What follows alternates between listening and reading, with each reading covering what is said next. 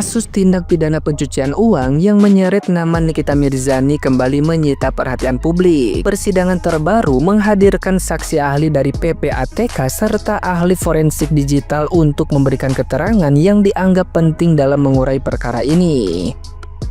Namun, kehadiran para ahli tersebut justru memicu perdebatan di kalangan netizen yang budiman. Salah satunya dari netizen yang berbakti dengan akun @sahar067 yang juga mengaku dirinya seorang advokat, menilai kesaksian harus lebih mengedepankan aspek kemanusiaan daripada sekedar teori keilmuan.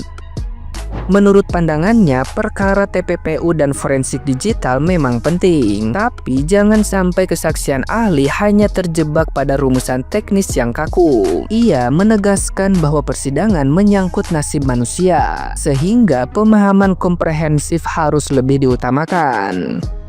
Kesaksian para ahli seharusnya menjaga keseimbangan antara kedisiplinan ilmu dan perlindungan hak asasi. Baginya, tujuan utama kehadiran ahli adalah memastikan keadilan, bukan menimbulkan pro dan kontra yang merugikan pihak terkait, termasuk Nikita Mirzani.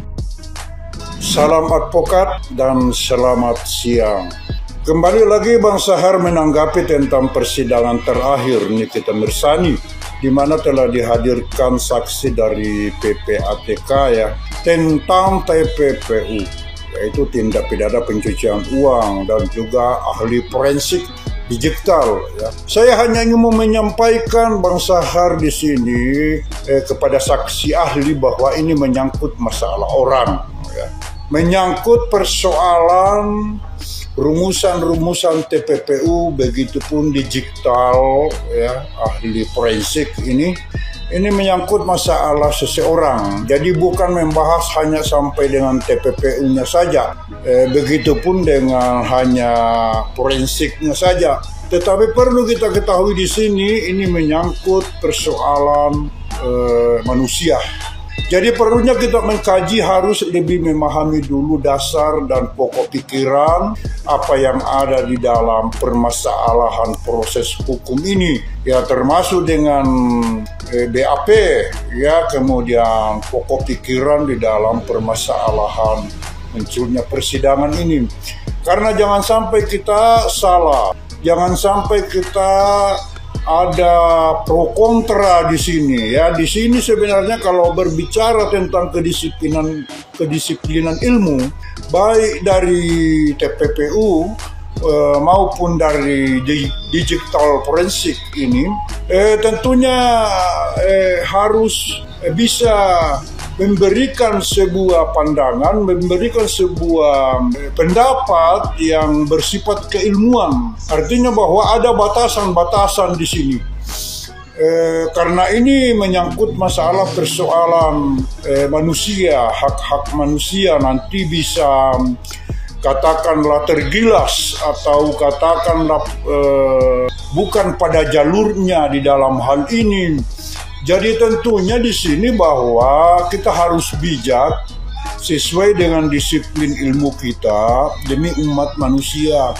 Bukan hanya sebatas keilmuan tentang TPPU atau forensik digital ya.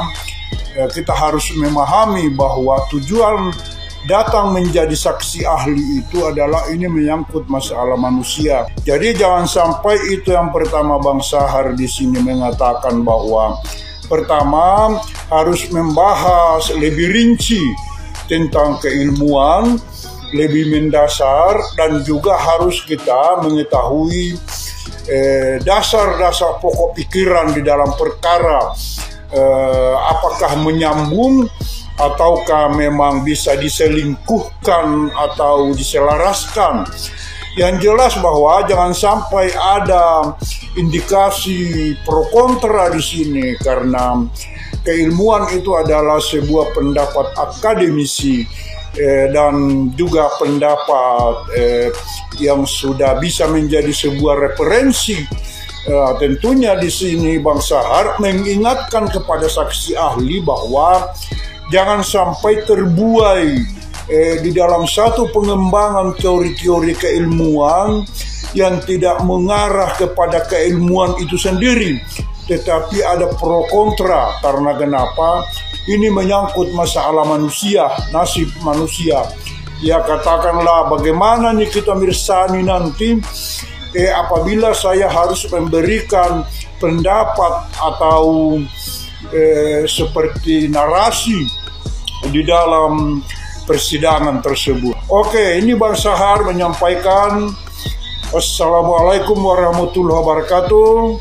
Selamat siang, salam advokat. Nah, gimana nih menurut netizen yang terhormat? Silahkan berkomentar ya. Ahli bahasanya kok nggak punya adab banget itu melebihi gue.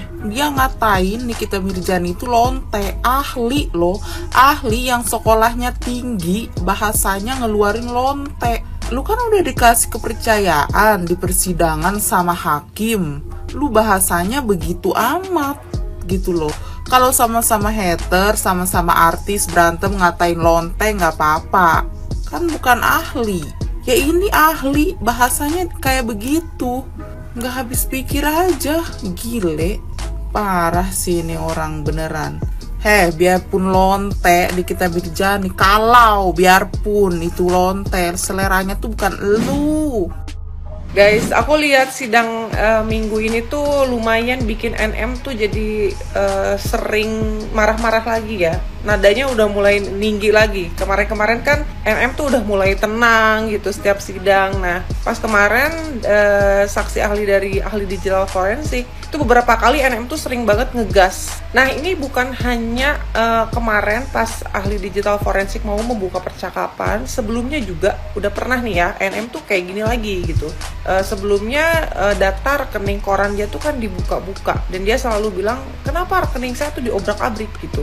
Padahal pelaporannya tuh bulan November gitu, dan sekarang pun chat-chatannya dibuka dari bulan-bulan lalu sebelum November itu dia merasa itu tuh nggak ada haknya gitu, lo ngobrak-ngabrik data-data gue gitu sampai mau ngebuka call record gue dari bulan Oktober. Menurut NM itu nggak bisa gitu, karena gue tuh baru dilapornya tuh bulan November. Ya sekarang kita kasih contoh aja nih ya, kasus korupsi. Misalkan kasus korupsi itu baru terungkap di bulan ini gitu. Nah, bukan berarti tahun-tahun sebelumnya tuh nggak bisa dibuka gitu, ya itu sah-sah aja gitu, karena penyidik itu mencari tahu nih, ini orang korupsinya tuh sejak kapan gitu, entah dari 3 tahun lalu, 4 tahun lalu, 5 tahun lalu, dan itu tuh sah-sah aja gitu. Jadi aku agak lucu ya ngelihat NM tuh seolah-olah kayak ya kan gue dilaporinnya bulan November gitu, lo nggak berhak untuk ngebuka-buka data gue di bulan sebelum itu. Kasarnya mau itu bulan tahun 2021 kayak 2020, kalau misalkan itu ada keterkaitan ya pasti akan dibuka datanya. Dalam waras, pada persidangan 11 September 2025, sidang lanjutan dari Nikita Mirzani ini ya, ini sangat memojokkan bagi Nikita Mirzani. Karena apa? JPU ini menghadirkan saksi ahli digital forensik yang membeberkan adanya suatu upaya sebelum terjadinya pemerasan terhadap Reza Gladys ini. Jadi JPU ini menghadirkan WhatsApp percakapan antara Nikita Mirzani dan The Gang. Kemudian adanya kalau saya bilang inilah mens rea ya, inilah inti dari permasalahan yang terjadi. Jadi sebelumnya itu si Nikita Mirzani ini mereview produk Reza Gladys ini, kemudian menyatakan menghina si Reza Gladys ini sebagai begeng segala macamnya. Nah, ini dikuatkan dengan adanya WhatsApp yang diberikan ahli digital forensik ini. Kemudian terjadinya pemerasan yang dilakukan oleh si Mail ya. Nah, itu pasti dengan perintahnya si Nikita Mirzani ini. Nah, ini dihadirkan buktinya oleh ahli digital forensik itu. Jadi bukan omon-omon, jadi bukti-bukti dari percakapan antara Nikita Mirzani dan The Gang dengan si Mail ini dijabarkan dalam suatu rentetan kejadian yang disajikan oleh ahli digital forensik ini. Jadi ya, meskipun dia tantrum, menolak untuk ditampilkan ya, tapi ini kan sudah dimasukkan dalam BAP-nya BAP, jadi harus dihadirkan, dan Pak Hakim tidak bisa menolak itu karena memang begitulah.